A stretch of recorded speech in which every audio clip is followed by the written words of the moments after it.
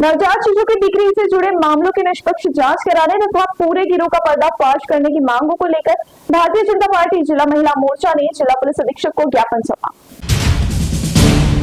शहर में नवजात शिशु की बिक्री से जुड़े मामले की निष्पक्ष जांच करने तथा पूरे गिरोह का पर्दाफाश करने की मांग को लेकर भारतीय जनता पार्टी जिला महिला मोर्चा ने जिला पुलिस अधीक्षक आयुष नोपानी को ज्ञापन सौंपा। ज्ञापन में महिला मोर्चा की ओर से कहा गया कि इस मामले में गिरफ्तार 2 महिलाओं की भूमिका की गहराई से जांच की जाए। उन्होंने आशंका जताई है कि दोनों महिलाएं इससे पहले भी इस प्रकार के अपराधों में शामिल रही हो सकती हैं। इसीलिए पूरे मामले की व्यापक जांच के लिए विशेष जांच दल का गठन किया जाए ताकि इस नेटवर्क से जुड़े सभी लोगों का पता लगाया जा सके। भाजपा महिला मोर्चा ने यह भी मांग की है कि दोनों महिलाओं के अन्य शहरों से जुड़े संभावित संपर्कों की भी जाँच की जाए। मामले की गंभीरता को देखते हुए आरोपियों को पुलिस रिमांड में लेकर पूछताछ की जाए, जिससे इस अवैध कारोबार से जुड़े अन्य लोगों और मुख्य सरगना तक पहुँचा जा सके। इस अवसर पर नगर सेविका सुनीता जायसवाल, नगर सेवक रवि लोनकर, नम्रता आचार्य, घेमस्कर, शीला चौहान, माया उइके, मुग्धा खाड़े, मनीषा महादेव, समिस्ता फारूकी, हीना पठान तथा जयश्री आतराम सहित भाजपा महिला मोर्चा की पदाधिकारी एवं कार्यकर्ता उपस्थित थी।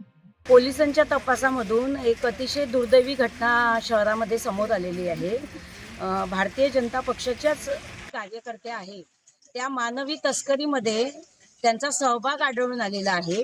आणि पक्ष कोणताही असला तरी कायद्यासमोर सगळे समान आहे असं आम्हाला आमचे जे नेते आहे माननीय सुधीरभाऊ मुनगंटीवार यांनी सांगितलं आणि त्यामुळे ते कुठल्या पक्षाचे आहे यापेक्षा त्यांनी गुन्हा कोणता केलेला आहे हे महत्त्वाचं असल्यामुळे आज आम्ही भारतीय जनता पक्षाकडून माननीय SP साहेबांना भेटायला आलो आणि या गुन्ह्यामागचे खरे सूत्रधार कोण आहे आणि यापूर्वी सुद्धा या महिलांनी अशा पद्धतीचं रॅकेट चालवलं आहे का, अशा पद्धतीचे गुन्हे त्यांनी याआधी केलेले आहेत का आणि या गुन्ह्यासोबतच आणखी काही गुन्ह्यांमध्ये सुद्धा त्यांचा सहभाग आहे का, अशा पद्धतीची चौकशी SP साहेबांनी करावी ही विनंती आम्ही त्यांना केलेली आहे। त्याचसोबत मुख्यमंत्री साहेबांकडे SP साहेबांच्या माध्यमातून आम्ही पत्राद्वारे विनंती केलेली आहे की या सर्व हे जे प्रकरण आहे हे जेवढं सोपं दिसतंय तेवढं नसून हे अतिशय मोठं प्रकरण आहे, म्हणून SITची मागणी आम्ही SP साहेबांकडे केलेली आहे आणि मला विश्वास आहे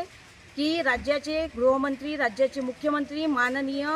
देवेंद्रजी फडणवीस या प्रकरणाकडे अतिशय गांभीर्याने बघून या प्रकरणाचा सोक्षमोक्ष लावून चंद्रपूरमधील महिलेला, पीडित महिलेला न्याय देतील। त्यासोबतच संपूर्ण महाराष्ट्रामध्ये कायदा आणि सुव्यवस्थेची स्थिती त्यांनी ज्या पद्धतीने हाताळली आहे ती स्थिती इथे सुद्धा ते उत्तम रीतीने हाताळतील हा मला विश्वास आहे। धन्यवाद।